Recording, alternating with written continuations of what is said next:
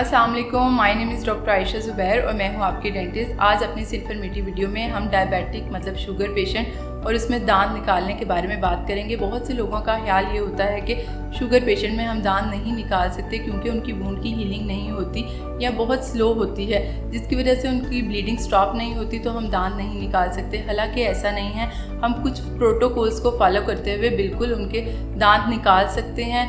Diabetic patient में मैं हमेशा सुबह की अपॉइंटमेंट ही प्लान करती हूँ और मैं अपने पेशेंट को रिकमेंड करती हूँ कि आप अपना प्रॉपर मील सुबह खा के आएँ। इसके अलावा ये कि अगर आप मेडिसिन ले रहे हैं तो अपनी मेडिकेशन लेके आएँ, नहीं तो इंसुलिन लगा रहे हैं तो इंसुलिन लगा के आएँ ताकि कोई हाइपोग्लाइसेमिक के इशू दरपेश ना आए। ड्यूरिंग ट्रीटमेंट अगर मुझे लगे कि पेशेंट सिंकोप में यानी हाइपोग्लाइसेमिक साइड पे जा रहा है तो हमारे क्लिनिक में हर वक्त ग्लूकोज पाउडर या ओआरएस मौजूद होता है। हम पानी में मिक्स करके पेशेंट को पिला देते हैं ताकि कोई इमरजेंसी सिचुएशन ना आए और पेशेंट हाइपोग्लाइसेमिक से बच जाए। मैं रोज़ाना 10 पेशेंट कर रही हूँ तो उनमें से 2 पेशेंट ज़रूर जो है वो डायबिटिक मतलब शुगर पेशेंट होते हैं। डायबिटिक पेशेंट में क्या प्रोटोकॉल्स हम फॉलो कर सकते हैं, तो हमने कुछ ब्लड टेस्ट करवाने हैं और उसके बाद ही हम उसकी एक्सट्रैक्शन करेंगे।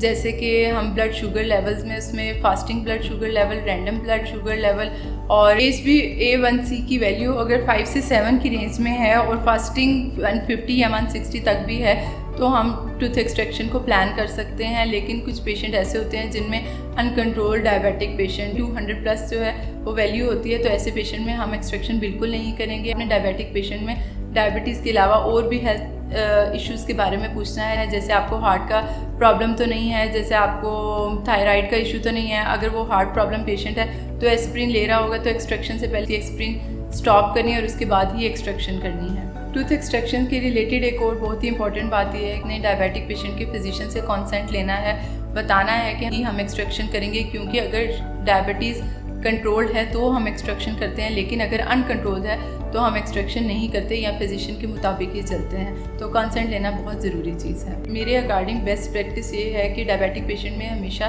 दांत निकालने के बाद सूचर लगाया जाए, क्योंकि डायबिटिक पेशेंट में हीलिंग का इशू होता है, वुंड जल्दी हील नहीं होता, ब्लीडिंग स्टॉप नहीं होती। टूथ एक्सट्रैक्शन के बाद मैं एंटीबायोटिक और पेन किलर रिकमेंड करती हूँ। पेशेंट को चाहिए कि वो अपनी मेडिकेशन ले ताकि उसके अच्छी सी वुंड हीलिंग हो और कोई भी कॉम्प्लिकेशंस ना आए। उम्मीद करती हूँ कि ये वीडियो आपके लिए फ़ायदेमंद रही होगी। हमें कमेंट करना और सब्सक्राइब करना ना भूलें।